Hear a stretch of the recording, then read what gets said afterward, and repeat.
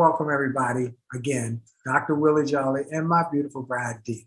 And this is what we're going to do. We're going to do this in 2 segments. We're going to do 2 15-minute segments because the folks on Instagram, you only got 15 minutes that we can record.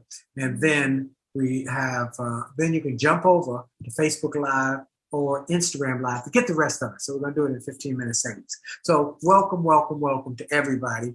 And we want to let you know that we had a great response from people who took advantage of the relationship repair series that we did recently. The 5-part series plus a bonus session. So they're actually 6 parts. The 5 parts dealt with the things that we get the most letters for. Hand me that wow. Excuse me. The thing we get the most requests for, they are, you can tell them. Communication, sex, money, families, and blending of families. Blending families. And then we did a bonus session in the beginning of the 11 biggest mistakes people make in their relationships and in their marriages that mess them up and how to fix them. So you can still get that full program. You can watch it at your leisure, on demand, whatever you want to do. You can get the whole program if you go to jolleymarriage.com/events, EVENTS. And for those who do it right now, we did it. We made an offer to you earlier in the week, but we were on an off night. So many people didn't get the offer. They said, we didn't get it. We got 24 hours to make it happen. You got 24 hours again to do it. And this time it's a Monday night because we did it on Tuesday because of 4th of July.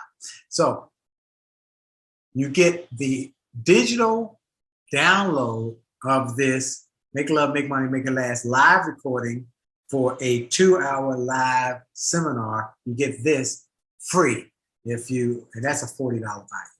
So do it now. Go to jolleymarriage.com/events and take advantage of the full relationship repair series, all 6 parts, 5 parts plus a bonus, and you get that thrown in. But you got to do it in the next 24 hours to get this thrown in. And everybody should be going to Jolley Marriage anyway to get the book. You don't have the book, you got to have the book. You need 2 copies, one for you and one for your significant other. Let's get going. All right, here's what we're going to talk about tonight. We've had a lot of folks come to us and send us notes. And remember, you can send us a note at info@williejolly.com. If you got an issue, info@williejolly.com. And a number of folks have sent us issues about intimacy or the lack thereof. And when your spouse has an intimacy issue, why do they have it? And what can you do about it? And that's what we want to kind of talk through today. Now, most of what we talk about in our book, on this show, is from our book. This is not an issue we've ever had to deal with, is it? That I can think of, is it? You are a character. Come on, get talk to me. That's not something we've ever had to deal with. No, dear. All right. So we're going to give Dee is Miss Research. Okay, she Miss Research, so she didn't get all the research. And we so what's the question? Interesting, so that there are different types of interest. I'm much more direct. What is the specific question? What do you do when there's an intimacy issue or anxiety? Intimacy anxiety, your spouse or perhaps a fear of being intimate with your spouse. Now, what does it mean to be intimate? I think we need to go there first. All right. Well, why don't we talk about that? What do you define intimacy? Okay. Why don't you define intimacy? What does it mean? It's being close to another person, but there are different kinds of being close. Emotionally, physically, psychologically, right? Experientially, intellectually, emotionally, sexually, which is what. Oh, that's all. Those are the 4 parts. Experientially, what does that mean? Y'all enjoy the same kind of. You enjoy the same kinds of activities, like traveling together, and so that doesn't have to be, a spouse. It could be a set of friends, like your golfing buddies. You don't really golf, but golfing buddies, they have regular trips. Or it could be the ladies who have their monthly book night, and they have a monthly book night. They do their nails. No, but that's not how. No, I want to get to a male, female. the intimacy that comes from experiences. So we were dealing with, and we have been dealing with a couple where there was an experiential intimacy where the husband would go to a bar and get it was without his wife. Without his wife, and develop this new relationship, and they all was around the bar life, the bar night. So they enjoyed activities together. In this case, it was not travel. It was not travel. It was the bar. It was football, or basketball, or whatever. I think it was more. It was enjoyed the football. All right. So then the intellectual. I really was intellectually stimulated by you when I first met you, because we could talk. So there was meaningful conversation about topics. It could be, in that case, it might have been about marketing, or how do I get to do these kinds of things to grow my business. Right. It might be about politics. Because I hired you for my business before we even got married. We weren't even dating heavy. We were just good friends at that point, I think. And I hired her. I hired her as a consultant because she was smart, still smart. Mama said, marry somebody smarter than you. I did. Okay, go ahead. Then you have emotional, wherein we start with the problems. We start with the what? Problems. When you have emotional intimacy issues with somebody outside of your spouse. No, it doesn't have to be us. But he have an emotional. It doesn't have, that's intimacy. That's emotional. That's a form of cheating. No, we're just talking about emotional intimacy with somebody, and it's just y'all connect on an emotional level. They're strong feelings, spiritual. You're sharing your innermost thoughts. Now we separate that from spiritual intimacy. Spiritual intimacy really deals with your faith and sharing the commonalities of your faith. Or a faith or a belief. Yes, I did not say Christianity versus Judaism. I'm saying you have strong bond around your faith. And that's what y'all connect. Okay. And that a lot of people have that kind of. And then there's a sexual intimacy. That's the most common one. That's usually the one most people think about. And that's the one that we have a lot of times people have issues connecting on. So how do you know if you have an issue with connecting? Let's not say sexually, but just being close. How do you know if there's a problem? Because you ain't getting close. You ain't getting close. That's how you know. Somebody want to get close, and the other one is like, How did you get? Well, if they're married, how did you get married? No. Nobody said they were married yet. They might be in a relationship, but they might have been married or getting married. There are things as sexless marriages. Yes. All right, we know that. But I have not read. I'm sure it's out there. But I have not read that the relationship started out being sexless.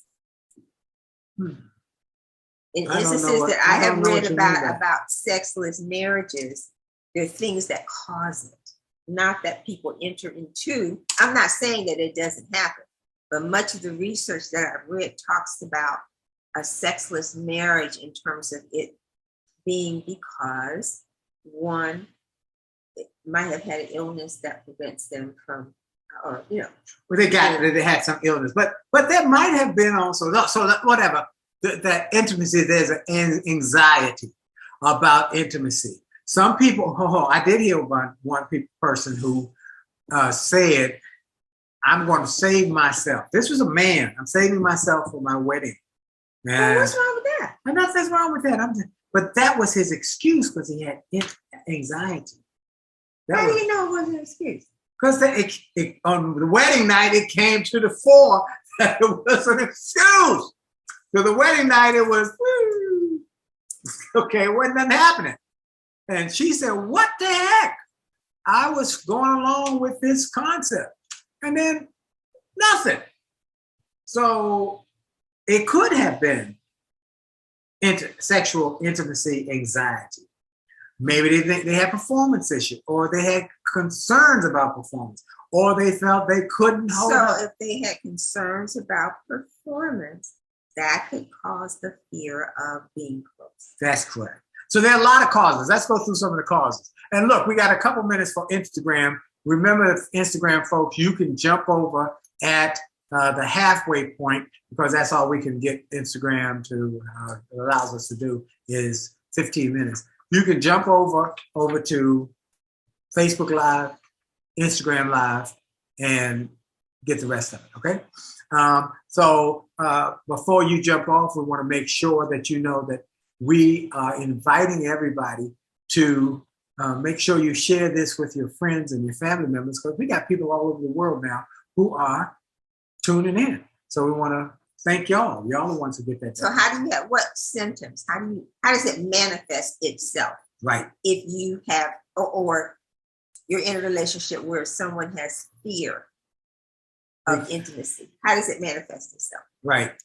Well, it could manifest itself as low self-esteem, trust issues, experience issues of anger, actively avoid physical contact, have trouble forming or committing close relationships, kind of standing off, being standoffish, all of those things, unstable relationships, and an issue with... Or making excuses for not being close? Yeah, that's correct. That all of those are possible. So we want you to understand that there are a lot of reasons. Now, why are the causes? That's what we want to get to. Because it might be a fear of rejection. No one likes to be rejected, okay? No one likes rejection. And if there's even a thought, or somebody had... So you might have a fear of rejection because you've been rejected in the past? You've been rejected in the past. Or like we had a conversation with somebody who said to her husband, "Is that all there is?" Woo. Well, all right. I mean, that's a form of rejection. That's a form of man being emasculated. I mean, that's not good. So that's not a wise thing to say. Oh, look, y'all about over at Instagram. Look, remember, go to jollymarriage.com/events. And if you do it in 24 hours, you get this audio seminar for you. It'll be downloadable free. It's a $40 value. You get it now. So go to jollymarriage.com/events. All right. So they're getting ready to jump on. So you have fear of rejection. Yep. You have fear of abandonment. Yep. And we actually worked with a couple where her fear of abandonment, since she was abandoned by her father, affected the relationship of how they, as a couple, disagreed. And she would absolutely fall apart. Because he would say certain things that would trigger the emotional feeling of abandonment, which she got from her dad. Her dad left the family, and the husband knew that if he used that, he could always win the argument, but she'd fall apart. And when they, many of you know we have mentorship coaching options, and they took advantage of that. And we talked to them. And he promised he would never do it again. Oh, I never would do that again. He didn't keep his promise. So one of the difficult lessons we've learned is that you can say something, but it doesn't mean that you will keep your word. And the only thing that you have is your word. Yep. The only thing you have is your word. Can I take your word to the bank? Which gets to trust. Trust. So if you break the trust because you didn't keep your word, what's left? It didn't work well for him because she left. She said, "I'm done."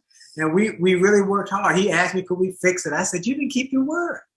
You didn't keep your word. You didn't keep your word." It's critical. She couldn't trust him ever again in life. Now there might be, so now that we're dealing with abandonment issues in one case that we dealt with, because it came from her childhood in that situation. And the next thing, so much stems from one's childhood. Yep. Then what if you were close and had a loving relationship and your parent or your family member abused you?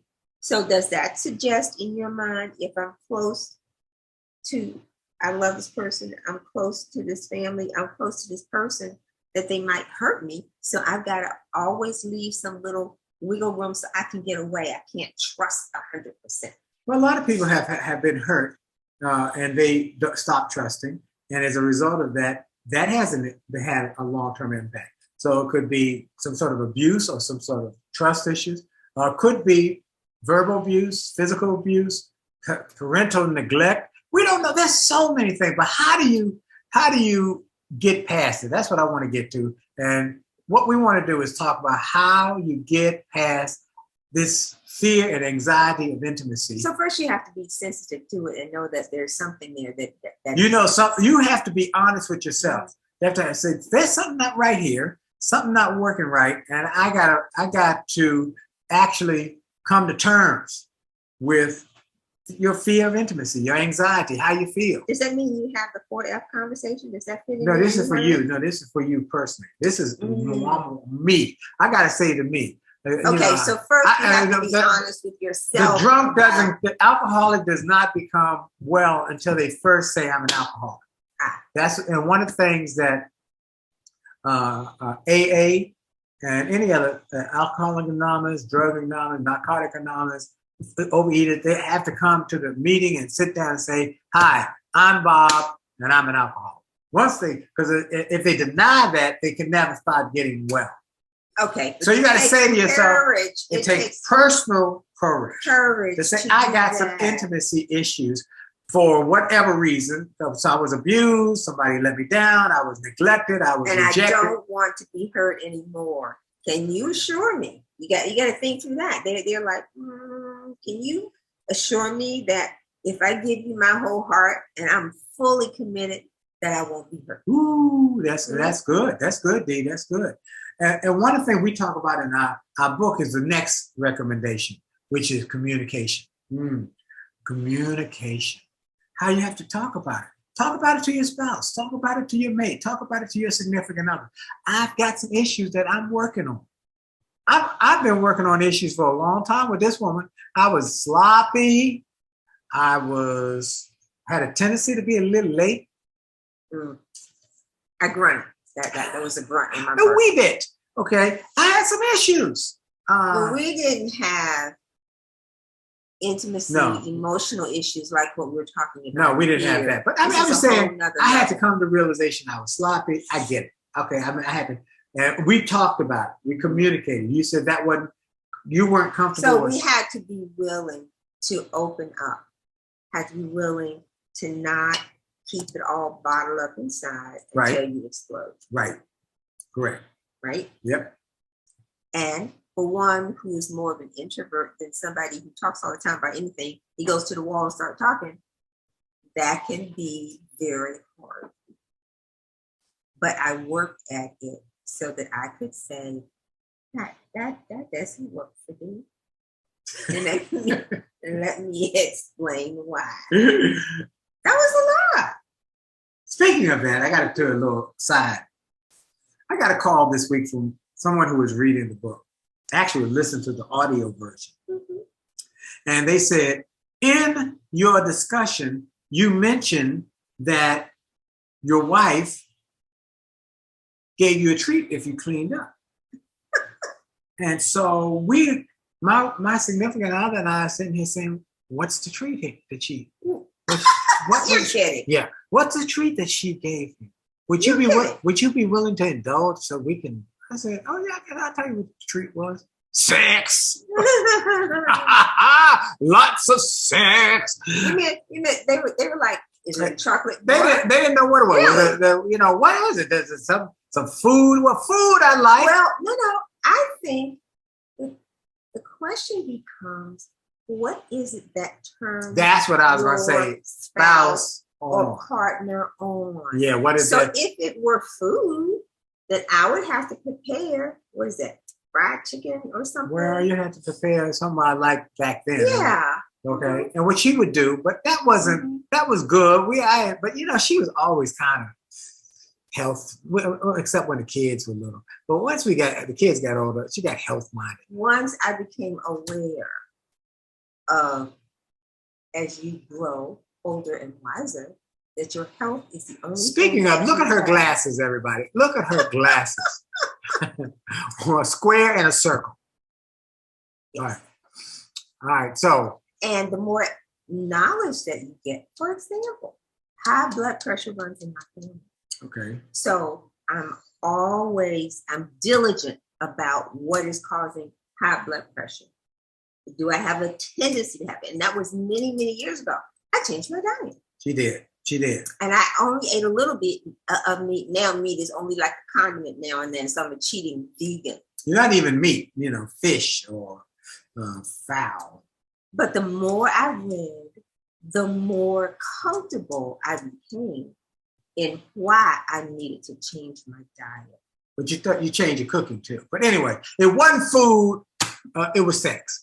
So if you have a question, you're listening to the audio book and you got a question, sex. Sex took care of brother. Okay. I cleaned up my room. I made up my bed. I did whatever she said. I did it. Woo! So to know how to please your partner or your spouse, you need to study them. That's true. And give them that which will make them happy in that sense. Absolutely. Okay? So first of all, I say to yourself, I got some anxiety. You have to admit to yourself. Admit it. Then you've got to communicate and talk to your spouse. Then you got to value yourself. You are of value. And you know what? A lot of people don't think they are valued. They have esteem. They know they suffer from low self-esteem. They know they don't feel comfortable in their own skin. And I want you to make a commitment to do this. I want you to do something I did when I first started speaking.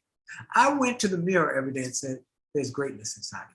And I looked myself dead in the eye. There's greatness. First time I did it, I can do that. But I had to work on my own belief system.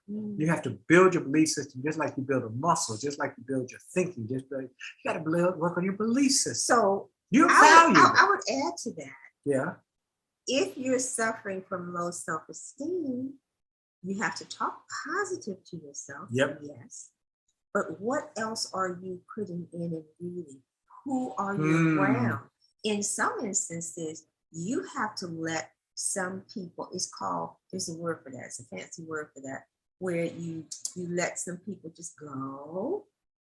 You might communicate with them all the time, then you communicate with them less and less and less because they're not good for your self-esteem. Well, if somebody's not making you feel bad about yourself, you don't want to be. Or sometimes they tell jokes. At your expense. Right. I was just kidding. Right. And inside you giggle with them. So you know what? You don't need to have them. They're not good for your self-esteem. Amen. You know it. Amen. That's right. Amen. And then what you're reading. Your input determines your output. And what you're listening to. What are you listening to? You're listening to a lot of stuff that makes you feel low and down. I listen to stuff that empowers and inspires me. It's hard to talk positive to yourself if you have nothing going in that's positive. That's hard. It's like trying to pull from the well. And there's nothing there. There's nothing down there in the bottom of the well, but it's dry. No, that ain't gonna work well, folks. So I have made a point. We both did. We made a point in our lives and in ourselves of developing ourselves, developing our thinking, what we read, what we listened to, how we changed our thinking by our inputs. We changed. We went on about 30 years ago now. We went on a course of changing our the first thing was Think and Grow Rich, a little audio tape. It was actually the strangest secret. Oh, okay. It was strange. So answer simple. You become what you think about. Bam. Bam. That saved you from reading the book. Well, here's the important thing I want to say to, because people will say to me, well, how do I motivate or inspire my spouse who is not into it at this point? What I did to her. She did not want to be an entrepreneur. She did not want to go down this path with me. She wanted to stay in her good government job, and didn't even she wasn't into self-development. But I would take the tape. It was a cassette tape. And then I didn't understand. You can't say I wasn't in this. I didn't even understand what you were doing. I understand, but I tell you how I got you to understand. I took that cassette and I said to her, I want your opinion. Listen to this and tell me what you think. I think this guy's great, but I want your opinion. Once she started listening to it, she listened to it over and over again. It began to make sense, and then there were others, and there were others, and there were others. I was listening to an interview with Pitbull the other day, and Pitbull said that his mom played motivational tapes in the car, and he would go to change the station. This is my car. As long as this is my car, I make the decision what you play. And he said he didn't want it, but over time, it had an impact. And he said, as a kid, it's like water. washing over the rough rocks. It smooths the rocks out over time. That's right. So last part of this is you got to have communication. You got to value yourself. You got to be real with yourself. And then you got to possibly seek help from a professional. And that's okay. I want people to understand if you broke your arm, you go to the doctor. You broke your leg, you go to the doctor. Many people have broken spirits, broken hearts, broken esteem, but they try and heal it themselves. No, You because should not be embarrassed. don't be embarrassed about that. When we were having, we talked about it in our last relationship repair series when we talked about blended families. When we went to counseling. We went to counseling, and it worked. It helped. So it was very helpful. Sometimes it's helpful to hear the other person respond to questions about you. That's right. So it was quite helpful. So don't be embarrassed about that. So these are the things that will help you get past your anxiety, your fear, your intimacy issues. And then you can go on to have a great and full and vibrant life. And that's what we want. That's why we wrote the book. We want to save 1 million marriages, enhance 1 million marriages. And we hope that you will continue to watch this show. I hope that you will continue to use the resources we're putting out, whether it's the repair series, whether it's the book. We want you to be empowered in your relationship. Our time is just about up. And we want to hope that you share us with other people you care about. Absolutely. Please. If somebody you know is going through a tough time in their relationship, or who simply want to continue to be encouraged, because there are some people out here who have successful marriages and who are willing to share. This is how we do it. There you go. When we are sharing, we want you to know we care. Remember that we got this special. It's 24 hours. Go get it right now. Go to jollymarriage.com. You get the full relationship repair series, all 6 sessions, 5 parts, plus a bonus session, the 11 biggest things that mess up marriages and relationships and how to fix them. And if you do it right now, we're going to throw in right now for 24 hours, you get the seminar on CD in a download. They're going to come to you. It's a tremendous seminar. It's with questions at the end that are worth the whole seminar from the people who ask questions about sex, and some of them were doozies. Okay, our time is up. I want to thank you for your time. Have a great day. This is Dr. Willie Jolley. And this is Dee Taylor-Jolley. We'll see you next week. Tell everybody to join us. Jolley out.